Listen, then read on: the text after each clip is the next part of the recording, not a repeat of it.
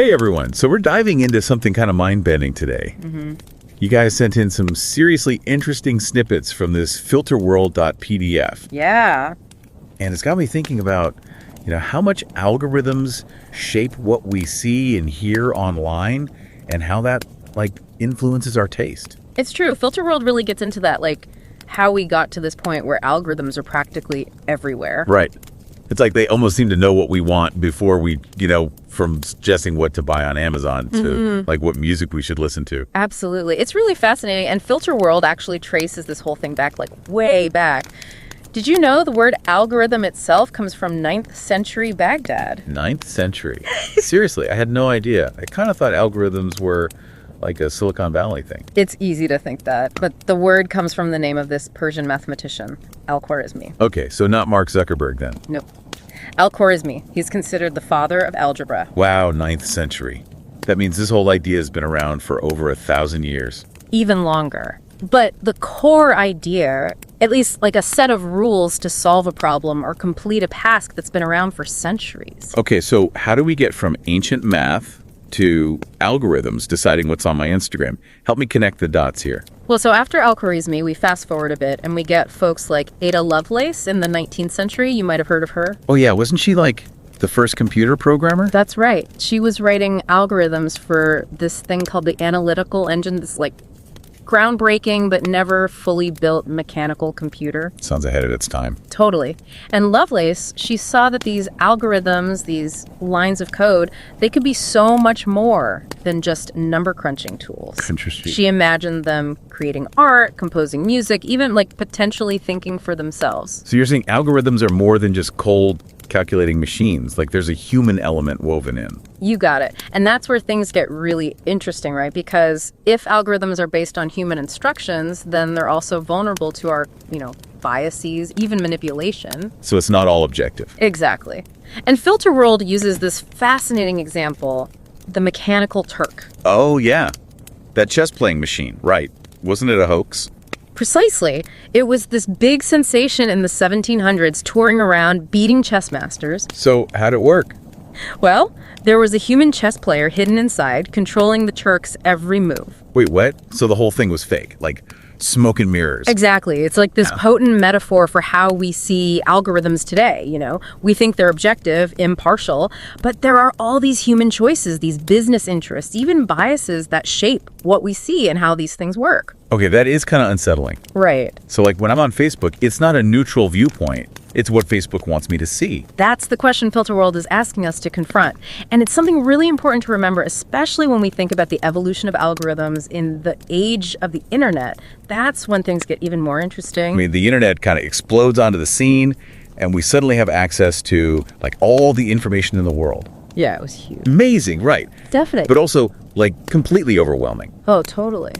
So how do we go from this information overload, to these algorithms that try to narrow things down for us? Well, the early internet, you had to actually go out and search for things. Right.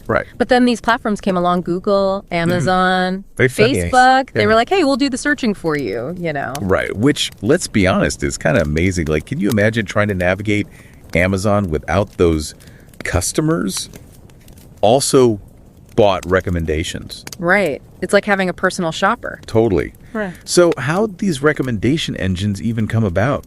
That's a great question. And Filterworld uses Facebook as a prime example, right? Remember back in the day when your feed was actually in chronological order? Oh, yeah. Simpler times. Right. You just saw what your friends posted in the order they posted. Exactly. So what happened? Well, Facebook, they realized that a chronological feed, it wasn't necessarily the most engaging. Interesting. So how'd they fix it? So they came up with this thing called EdgeRank. EdgeRank, okay. Yeah, and it's basically an algorithm, right?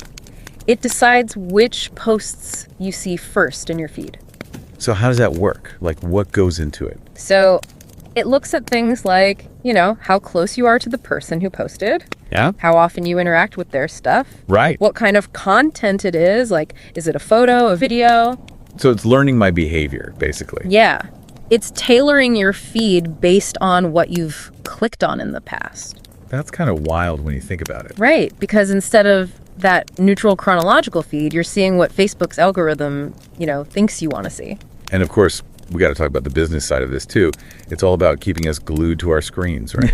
Showing us targeted ads. Oh, absolutely. It's all connected, maximizing user engagement, to ultimately increase profits. Exactly. And it wasn't just Facebook. Everyone's doing it. Yeah, Instagram, TikTok, Exactly. Everyone hopped on this algorithmic bandwagon, moving away from those chronological feeds to these curated experiences. which, can be great, but also kinda. Yeah. I don't know, claustrophobic. Like you get stuck in this bubble of recommendations and never really see anything new or different. No, totally. And Filterworld actually calls that algorithmic anxiety. Algorithmic anxiety. I like that. Yeah.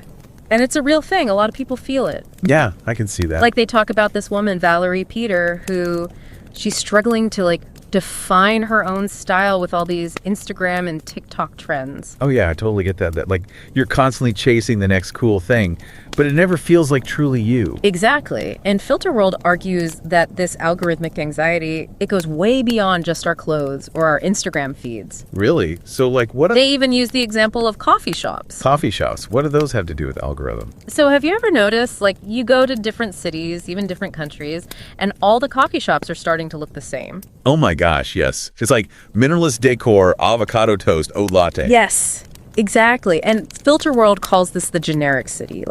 We're drawn to what looks familiar, what we've been conditioned to see as good or trendy online. So it's like this weird feedback loop. Instagram influences what we think is cool, and then businesses cater to that. Exactly. It's crazy. It really makes you wonder, are we losing our sense of individuality? Are we all becoming these homogenous consumers molded by these algorithms? It's a big question, right? Are we losing our ability to know what we like without an algorithm telling us? Right, exactly. And that's what's so interesting about Filterworld, because it doesn't just leave us with this bleak outlook. Right. It actually offers some hope. Okay, so there's a way out of this. Tell me more. Yeah. There are ways to kind of break free from this algorithmic grip, rediscover the joy of figuring out our own preferences. Okay, I'm listening. Tell me everything. So we're living in Filterworld. We're surrounded by these algorithms, but there's hope, right? We can break free from this algorithmic grip and rediscover our own taste. Absolutely.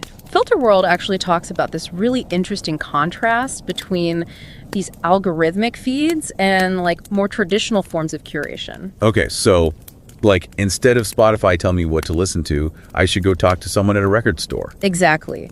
That human element can make all the difference. They use the example of independent bookstores, these booksellers who live and breathe books, Yeah. They can give you recommendations based on your unique interests, not just what some algorithm thinks you want. Totally.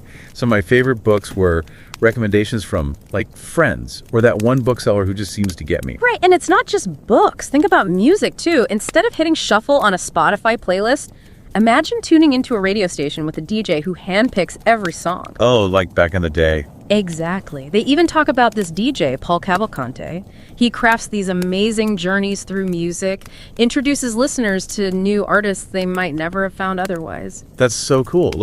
It's curated, but by a real person who loves music. Exactly. And this human touch, it goes beyond just books and music. Filterworld even talks about museum curators. Okay, interesting. They bring together all these different objects, create these thought-provoking exhibitions, Yeah. It's an experience that an algorithm just can't replicate. Right, there's a point of view, a vision behind it. Exactly. So to escape Filterworld, seeking out these more human-centered experiences is a good place to start, for sure. Okay, so what else can we do? How else can we reclaim our taste? Filterworld has some really practical advice. First, diversify your sources. Don't just rely on algorithms. So what does that look like? Subscribe to newsletters from people you trust. Find critics who share your taste. Explore those human-curated playlists. And support your local businesses. Those bookstores, record shops, they're usually run by people who are super passionate about what they do. That's such a good point. It's easy to forget about those places when everything's online. I know, right? And another thing, be mindful of how much time you're spending on social media. Yeah, that's a big one. It's easy to get caught in the comparison trap. Start feeling like your own taste isn't good enough. Oh, for sure. Don't be afraid to take a break from it all sometimes. Like a digital detox. Exactly. Or at least try to be more aware of how it's making you feel. Yeah, moderation is key, right? Enjoy the good parts, but don't let it take over. Exactly. And most importantly, I think, Engage more actively with what you're consuming. What do you mean? Like, think critically about it. Form your own opinions. Don't be afraid to dislike something, even if the algorithm thinks you should like it. Love that. Your taste is your own. Exactly. It doesn't have to fit into any box. That's such a good reminder. Yeah. So, as we wrap things up here, maybe something for our listeners to think about. Yeah. If you could design your own, like, algorithm-free online experience, what would that look like? What would you trust? What voices would you seek out? Ooh, good question.